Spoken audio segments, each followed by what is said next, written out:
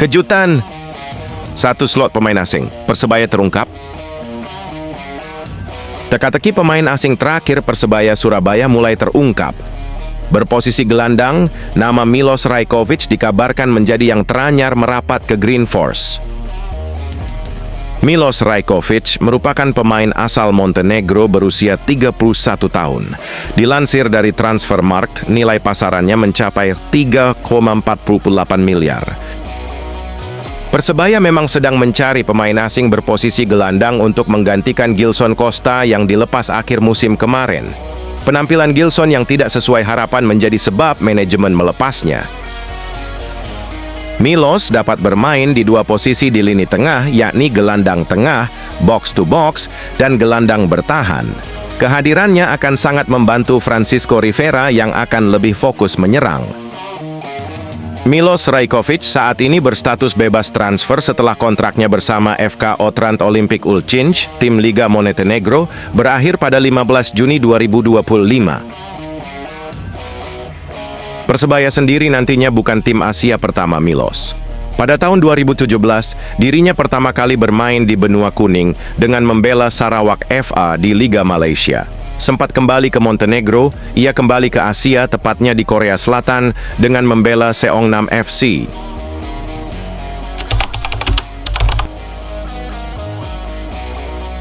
Kendati kerap berganti kostum tim setiap satu musim, namun prestasi Milos Rajkovic cukup mentereng. Dilansir dari Transfermarkt, pemain bertinggi 187 cm sudah mengoleksi 3 gelar juara Liga Montenegro dan 5 gelar Piala Montenegro. Langkah ini diyakini sebagai bagian dari pembenahan skuad besar-besaran di bawah kepemimpinan pelatih anyar Eduardo Perez. Pelatih asal Spanyol itu memang dikenal menyukai gelandang pekerja keras yang punya kemampuan membaca permainan. Rajkovic bisa jadi sosok yang cocok dalam sistem permainan Perez yang menekankan kontrol lini tengah. Pengalamannya di Eropa bisa menjadi nilai tambah untuk pemain-pemain muda Persebaya Surabaya. Meski belum ada pengumuman resmi dari manajemen Persebaya Surabaya, rumor ini berkembang cepat di kalangan supporter. Banyak bonek yang menyambut positif kabar kedatangan pemain timnas Eropa ini. Kini, tinggal menunggu waktu hingga Rajkovic resmi diperkenalkan sebagai penggawa Green Force. Para supporter tentu berharap pemain asal Montenegro ini bisa memberi kontribusi besar.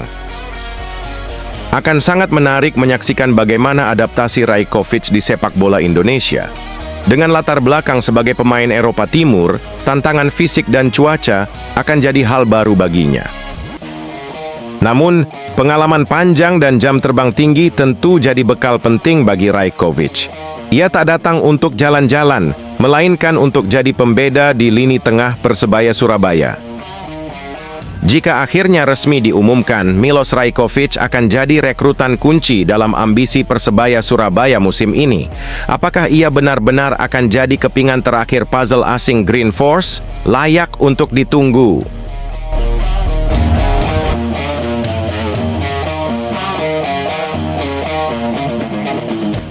Persebaya tambah garang. Felipe Americo siap berjuang untuk bonek. Persebaya Surabaya terus mempersiapkan skuadnya untuk mengarungi Liga 1 Indonesia musim depan dan kompetisi ASEAN Club Championship 2025. Tim asuhan Eduardo Perez tersebut juga akan bertolak ke Australia pada 6-11 Juli sebagai bagian dari persiapan. Sebelum berangkat ke Australia, Persebaya akan terlebih dahulu melakukan latihan perdana. Green Force direncanakan berkumpul pada 20 Juni dan melakukan latihan untuk pertama kalinya pada 23 Juni. Pada saat meet and greet, jajaran pelatih baru Persebaya, Eduardo Perez, Uston Nawawi, dan Shin Sang-gyu sudah berada di Surabaya. Namun, pelatih kiper Persebaya Felipe Americo belum terlihat bergabung bersama mereka. Karena latihan perdana Persebaya semakin dekat, Felipe Americo sudah mulai bersiap kembali ke Surabaya. Hal tersebut terlihat dari postingan terbarunya bersama istri yang berada di bandara. Setelah menikmati bulan madu di Brasil, Felipe Americo berharap bisa membawa energi positif saat mulai bekerja sebagai pelatih kiper Persebaya. Terima kasih Brasilku tercinta untuk semuanya. Saatnya pulang dan kembali bekerja dengan semangat baru dan kegembiraan di hati saya. Sampai jumpa, tulisnya di akhir caption dengan emoji bendera Brasil dan Indonesia. Postingan tersebut mendapatkan perhatian dari bonek yang mendoakan agar pelatih kipernya itu selamat dalam perjalanan sampai ke Surabaya. Hati-hati menuju Surabaya, coach, tulis komentar seorang yang bonek yang disukai oleh Felipe Americo. Mendarat dengan selamat di Surabaya, coach, tulis komentar bonek yang lainnya.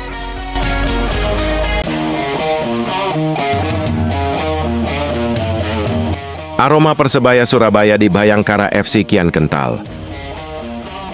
Rumor panas kembali menghangatkan bursa transfer Liga 1 jelang musim 2025-2026.